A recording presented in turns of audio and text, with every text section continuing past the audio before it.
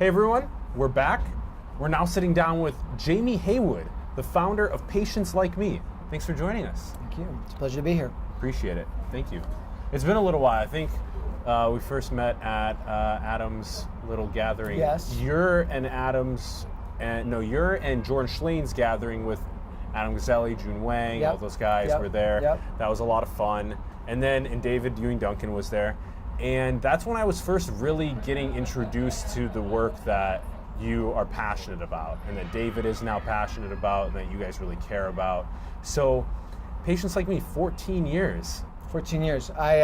It's long. Can you still call yourself a startup? No. The 500,000 patients? I don't think you can. you know, but we're still a startup though, because it's. We wrote a business plan, first business plan, and it talked about how you put the patient in the center of medicine, and how, their treatment decisions and their health decisions and the devices they needed, all the things around them would come to them, rather than they go out to this hostile world and try and seek them out. And if we look at the original business plan, which is maybe crazy ambitious, or maybe we're just slow, we're still only, half done with what our original intention was. So I think we're still in startup mode, the way I'd say it. But the other fun thing is, just think about how much time passed. We started building the site the month Facebook bought the domain Facebook. Yeah. So Mark has been, so he's not a startup anymore. He's been, it's a different curve. Medicine is harder. Yeah. Yeah. I think or they're better. Profiles. One of the two. Yeah.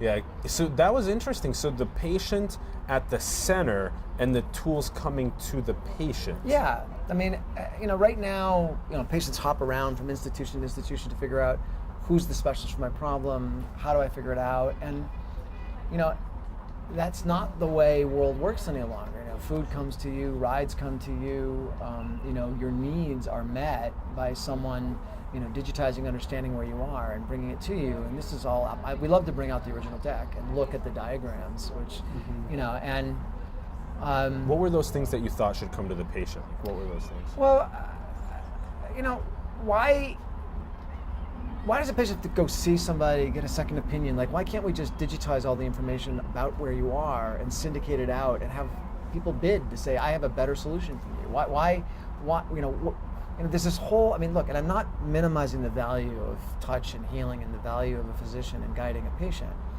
but there is a lot of stuff that's digitized. Like if you have a tumor profile and you have, if you could measure frailty state, if you could measure the other things, that's something where you could have sort of a competitive data war to say who's got the best solution for me. And helping patients through those kinds of information spaces, you commit to. Oh, can I give you an example? For me is that Sure. I herniated a disc in my spine, and I just remembered that the only thing that happened was I got one piece of feedback from one doctor, and then I took the MRI home for myself, and then I was starting to look it up online, trying to figure it out myself. Right. So why not be able to send that digital copy of the MRI out and get a lot of different feedbacks and opinions? And it can be cheap. Like you imagine you spend $100 and a radiologist reads it and gives you an opinion back. But that requires the infrastructure to sort of digitize a human being. And PatientsLikeMe has been working in the phenotypic part of that. I think the other reason it takes so long is, maybe I'm an optimist, but the digital technology to actually understand the biology in you, it really wasn't ready. So we built the company to be a diagnostics approval, a diagnostics validation learning platform. But there were no real diagnostics. Genetics, as we heard about today, is sort of this smaller part of the problem of health. The real problem is, how are you? Where's your immune system? Where's your metabolites, your protein, your RNA, all the things that are going on in you now, your bacteria, viruses, phage, everything. Where's that? And those technologies are just emerging to the place where we can understand and use them. Yeah. And that's where we're at, right in the center right now. Yeah. Yep. So, and then initially for about the first 8 years or so, it was a lot about collecting data from patients based on what they were doing to help themselves through medical. What are your treatments? What are the problems? What are your symptoms? You know, you say you have depression, I say I have depression, but you have, I have no energy, and you have this anxiety, so maybe we're not the same, so I go find someone else that's different, and then you break into groups, and all of our work was sort of that, mostly with pharma, that sort of population analysis and figuring out, and then of course patients got a lot of better care. I mean, what I love is there's hundreds and hundreds of stories of someone that, you know, found that nugget of difference. You know, like, you and I, we look the same, we're similar, like we would classically do that, but underneath us, we are completely unique. We can now measure that uniqueness, what's different about your physiology, my physiology, all these other variables, what's different about your phenotype, my phenotype. And then that can become actionable, right? So something that works for someone, you know, I have a little ADHD, so something that works for someone with a little ADHD may be different than something that someone would not have that. And so that begins to parse that out. And as we track the loops, you know, someone trying something and learning, and then you add biology, and then you add devices, and I imagine the tree as you were explaining it. It's awesome. And there's feedback loops that make the efficacy higher as you go. Yeah. Oh, you mentioned the sort of dinner we had where we sort of were playing around with what we call a state change, like what's it like to have dinner and what does it do, right? So we have the data from some of that data back. We're going to share it soon, and you know, there's this great thing where I can look at, it's more than the dinner now, it's hundreds and hundreds of people, but I can look at that and say, you know, well, I know, for instance, so you know, when I get a little tipsy, my cardiovascular disease risk goes down slightly, but the next day it goes up. So it's sort of like you get to look at these variables and play it through, and you can, you know, but it's also serious. So for instance, you know, there's this conversation about longevity at this meeting, and should you take metformin? Well, there's a fair amount of, you know, non-double-blind evidence that metformin in a variety of studies seems to extend life. Can I look at that in me? So now I can take metformin in this, you know, this study I'm doing of myself, the sum of these digital versions of me, and I can look at how metformin changes my biology, and it might be different than how it changes your biology. And we might be able to find who it moves in the direction of making them younger. And then you look at how we measure our age with the telomeres, or we have an immune index of age. We have different ways of measuring things. So, I mean, it's the nascent beginning. But you know, I was there in the beginning of the computer age, and you could sort of feel the pieces coming together. There's this directional distance to things like cardiovascular disease or pain or depression or you know, or cancer risk, and they're not accurate. They're just preliminarily direct. Like given two choices, you don't want to go that way, you'd rather go that way, right? And you know, you could be this way or it could be that way, but you don't quite know. But then you start to use these, and you start to look at things that you know make you healthy, like you do the Dean Ornish diet, and you do that for a while. David did his experiment. He went paleo, and then he went vegan, and we look at what that did to his cardiovascular disease risk, and we measure those variables. And then you start to shape these things. What happened? And we measure what happened. Well, we don't know what happened to cardiovascular disease relatively yet, so you're using proxy measures, right? But you know, but something like fitness you can measure directly, or pain, or like insomnia is something that we study a lot of, right? Yeah. So these things, you have these directional, and you're also pushing this quantified self, this guinea pig movement onto people. Guinea pig movement. Yeah. And that's, and you got to meet people where they are. Like some people are sick and they just want to try and how to get better. Some people are trying to optimize themselves. Some people are just curious and weird, like me. You know, and you have to meet each person and say, well, what's the thing you want to learn? Some people don't have the money yet to try and play around with it. Well, we talked about that today, about the cost factor. And I think, you know, there are certain kinds of conditions and things where it's worth the money no matter what, because the potential benefit, it's worth the current cost, which is still pretty high. But, you know, I owned the first PC, and then I owned the first IBM AT, and then I owned the first X. You know, go through them all one after another, you pick up the iPhone, and you know, you look at your iPhone, and you say, well, this has more power than my first twin computers combined, right? Exponentials are brutal. They make costs go away. So I'm thinking about a world 3-5 years from now where I spend about maybe 4,000 of my blood every 2 weeks. That might be in 5 years, 300. It might be in 7 years, 100. 10, that might be 50, it might go down. Like you can look at That'd the be curve, amazing, yeah. and you get better knowing what to measure. You get better at measuring it better. You just commit to scale. Not having to go into an office to go and get Oh it God, measured. no, yeah. I mean, so part of what we've been doing this year Like is you really said, tools come to you. So one of the ways we're running our own program, where we're working with people to understand their disease and deliver information and management services around them, is we just said, we'll just send you the phlebotomist. You know, you hit a button, we make an appointment, they come to you. You know, and we had to figure out how to get centrifuges in cars and a bunch of other fun stuff. And but you know, those are problems that just get solved. They get better and better. So you can just feel the beginning of the revolution. Interesting. You'll send a phlebotomist to someone's house. Yes. And that'll be like $250 or something for a single test, or? Well, there's lots of variables. What's the cost of getting the phlebotomist there? There's the cost of shipping, the cost of storage, whether you're doing dry ice. There is it depends on what you want to do and how you want to do it. I think that yes, that is an imaginable price point in the near future. But the other side of it, you know, Walgreens and CVS and Walmarts are starting to have centers, and so, you know, as Alex said, or you know, in an Uber world, that $250 can go down and then down and then down, and then suddenly, you know. But the security as well is really important to people, because I want to trust the source. Right. That So I'm you got to do it with to. a good brand. You have to do it with good people. But you know,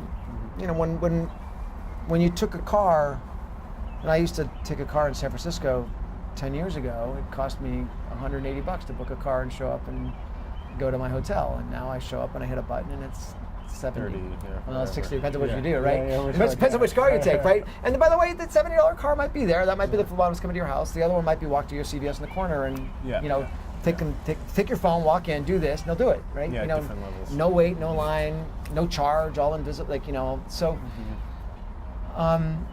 I think it's all about creating liquidity to creating digital understanding of who you are, and then creating liquidity for anyone that believes they can help you become who you want to be to reach you. Yeah. That's where it's going to go.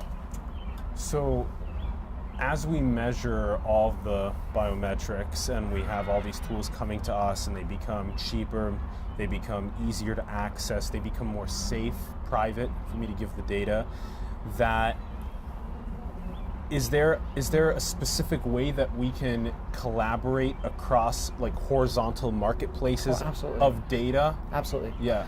Well, how do you envision that? And also, how do you envision that globally, not just across corporations, but across countries? You know, I think the short answer is just wait and see a little, but I mean, me and our partners in the digital life ecosystem with iCarbonX have been basically working on that problem for 2 years. And, you know, it comes down to common standards, common SOPs, you know, Standards of practice. Standards of practice. It comes down to relentless cost attention. It comes down to commitment to volume so that you can set up true infrastructures.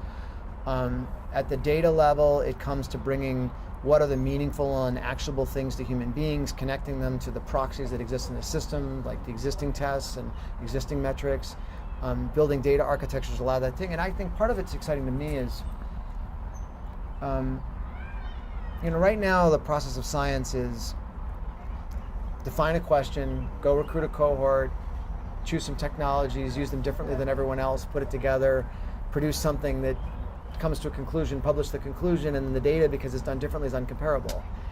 And there's so much skill in all those steps that no matter how good a scientist you are, you're going to be not as good as someone that's an expert in one of those steps, right? Mm-hmm. So I want to imagine a world where, not too distant future, where you go to a portal as a scientist, could even be on your phone. I'm doing this now. Like, I read a paper about something I think is interesting.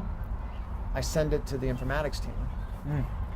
And sometimes, because it still takes effort, they'll take the paper, they take all the findings in the paper, they map those findings to our digital biology, what they know about me, and they say, Jamie, this is where you fit against the cohort of people that we look at in this paper.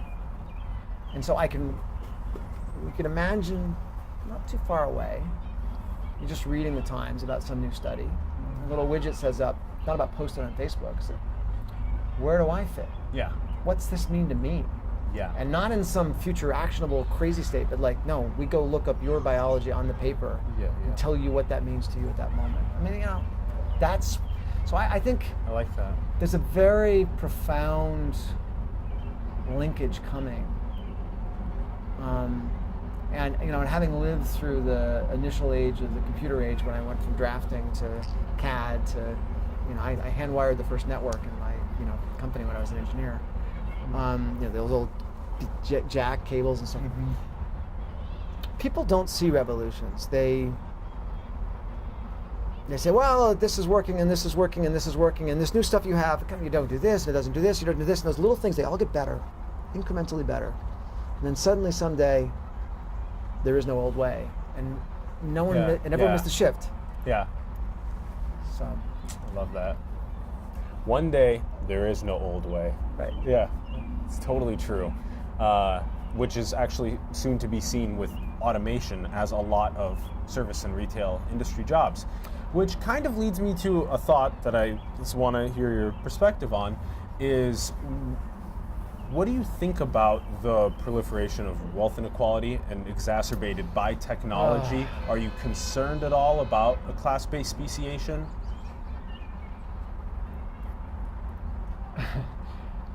It's such a central question. So I think about it in the following way. For so much of time, we struggled to be alive. For so much of time, we struggled for our tribe or our group to be alive. And then we struggled so much in time for our nations to emerge and to get to the place where there were institutions. And then we reached this golden age where we struggle for grills and we struggle for Lexuses and we struggle for, a better shirt that can, pick up the pretty person of the whatever gender you're interested in, or all genders you're interested in. And there is truth that we live in a profound age of plenty. And that profound age of plenty,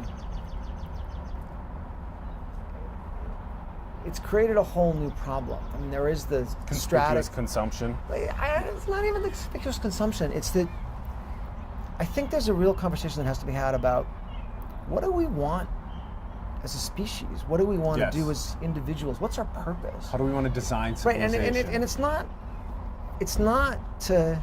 And my big thing about this is that I think as humans we're programmed to think in decades. I have 9, 7-year-old, 18-year-old. I'm trying to think about how they work. I want to work on that, but I live in a world driven by capitalism that thinks in quarters. And capitalism become increasingly powerful in this new, stratification age, and then we have the Long Now Foundation, right, which is on this 10,000 year clock. 10,000 thing, but there's I think the real question is, we are at a moment where we have to engineer the evolution of human culture to fulfill human purpose. And right now we've handed it over to capitalism, and I'm not sure I love the way it's choosing to make us well. I don't think it is.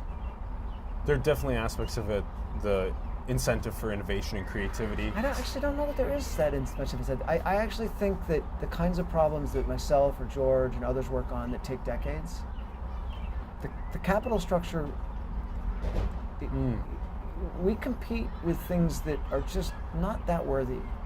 Yeah. But they might work quick. They're the quick cycles, quarterly cycle things versus the ones that are really trying to work at it for the decades or centuries. Go to a VC and say, go to a VC like PatientsLikeMe and say, like I got a business plan, it's got 13 years to pay off, and then I still have another 10 years worth of work to get to the point where I was and by the way, I had great investors. But my ethics are great. I have great philosophy. They do. And our investors, we did it truthfully. Investors went along, but I don't want another photo sharing. I don't want another dating app. I know the world wants to make more money doing that, and that's kind of the shiny object that we can confuse people with to make them chase the next thing to make them anxious to do that. I want a world where my kids aren't worried that the seas are going to take out the Logan Airport and kill the oceans through acid, and I want a world where I can imagine my son gets to think about how do we build a culture where people are fulfilled and using our resources to the best purpose for our children. That's not the world we live in, and that's what I want to see investment in. Yes. I love the feeling of values-driven people, and that seems to be a reoccurring theme within this group, and it seems to be a reoccurring theme within identifying people very quickly in their industries, whether it's decentralization or neuroscience or AI, robotics, wherever they're in, biotech, and just asking them straightforward about their values. What do you care about? What are you building into this world? And just feeling what they care about. Do they care about leaving that world for the kids so that they can design a better civilization together? And I'm happy that you're bringing this up with this passion that you have. It really resonates with me. I have a caveat I want to take on that, because I don't like necessarily the mantle of values. What would you say? I think that each of us, through our birth and our formation and our experiences, our strengths and weaknesses, find a role in the world where we connect and we integrate, and it could be a simple caretaking. It could be a caretaking role, which is a very complex role, or it could be, and I don't know that I'm doing this for values. I'm doing this because it's what I'm good at, and it's my role, and I love doing it. And so I think there's more selfishness to it than to say that it's something I'm doing. Now, I have and I get a lot out of it. So I don't. So does society. So maybe. I mean, but that's part of what I would hope for more people to have more of what I have, which is the ability to work mostly on what I really love doing. Yeah. So whether that's values or principles or a little bit of selfishness or a lot of selflessness, building a better world together. Yeah. Jamie, thank you so much for joining us. I really appreciate it. Pleasure again. Thank you.